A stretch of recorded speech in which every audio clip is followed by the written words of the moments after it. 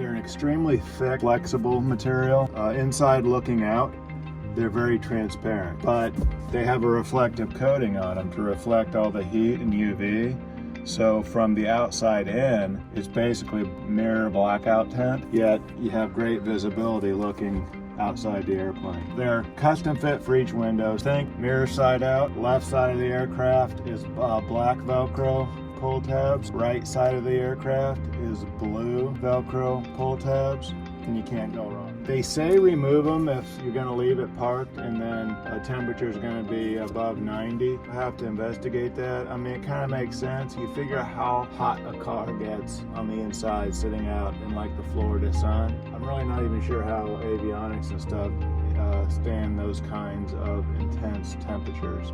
But I can see how in that kind of conditions there could be an issue with warpage or life expectancy. So I looked at Copa forums and the FAQs on the JetShades website.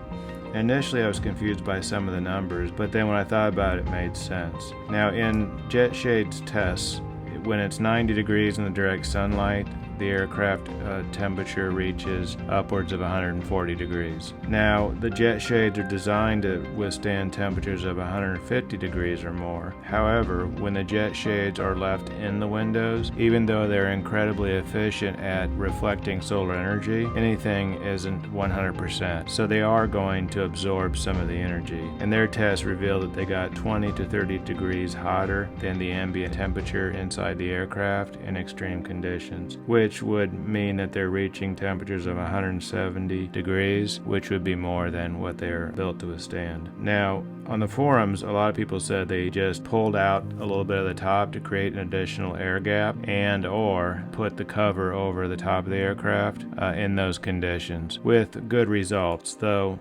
some did have damage. So I think if I were parking on a ramp 4 or 5 hours to go get lunch or something, I might just pull the tops out and put the cover on. If it's much above 90 degrees for more than 4 hours or an extended stay, then I would take them out and either put them in the supplied case if you got that with the purchase, or just lean them up against the backs of the back seats. That way they're not absorbing temperature coming through the window, the extra solar energy that they're not able to reflect. They're not absorbing that, they just have to withstand the ambient temperature inside the aircraft, which they're designed to do.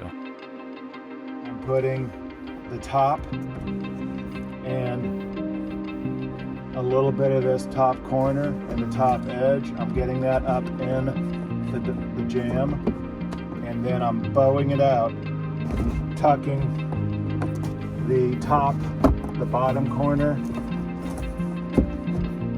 in a little bit and kind of holding it and then flexing it, popping it into place across the bottom. And then from there, I'm just going around. Hopefully I didn't completely block the camera, but from there on, once I pop that in,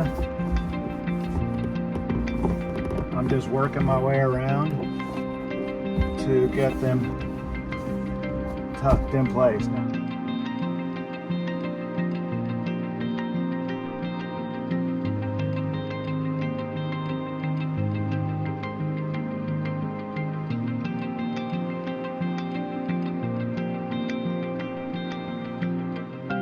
So you've got it generally installed. Now, if you're leaving them installed for a long time and you want to make them extra secure and just perfect, take your thumbs or your fingertips, and hopefully you can see I'm just working around the edge, pushing that trim, making sure it's slid in. So I'm just kind of pushing in and up against and working my way around. There it goes. See how it slipped in? Now it slipped all the way up against the window, in between the plastic edging that's on these panels and the windows. So what you're doing with that final step for a more finished, complete installation is it has the trim around the edges of the JetShades, and then there's that squishy gap seal.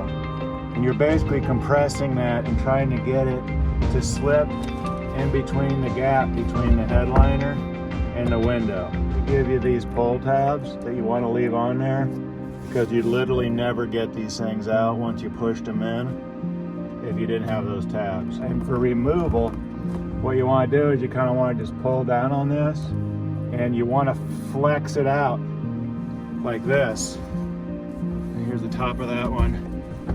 So you kind of want to pull on that tab and flex it out like this so that everything moves like this, and then you can slowly at least work out one corner and then slip it out. Because the way it is in right there, they stay in so well because they're so perfectly sized that you're not going to pull it straight out. You have to flex it like that so that these corners come out so you can pull it out. So if you just try to pull it straight out, you damage the jet shade probably and end up pulling the trim apart and stuff. In every one of these, there will be at least one corner where you can see a little bit of a gap. That's by design, because you do have a gap of air between the window and the shade. That air is going to heat up. So you do have to have, it reflects a majority of the heat and solar energy because of that reflective coating. Without this little bit of gap, that little bit of expanding air in between this and the window would cause a problem. Now the rear one, you will notice it stays about an inch away from the window. There's these tabs at the top and one at the bottom that is up underneath the headliner. And then there's these gaps here. And then on the very corner, if you notice, this outside edge stays about an inch and a half. It's down on the side of this. And that's the way those are supposed to be installed. So you can see how this rides way down on the inside of the interior panel.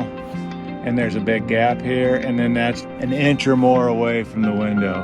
And that's because this one, they say you can just leave it in. Flying along at altitude with no filtering of the UV between altitude and if you're above the clouds, that's a lot of solar energy coming through that window. It reflects all of that. If they didn't have that gap like that, on a hot day, bright, direct sunlight, that sunlight shade would just melt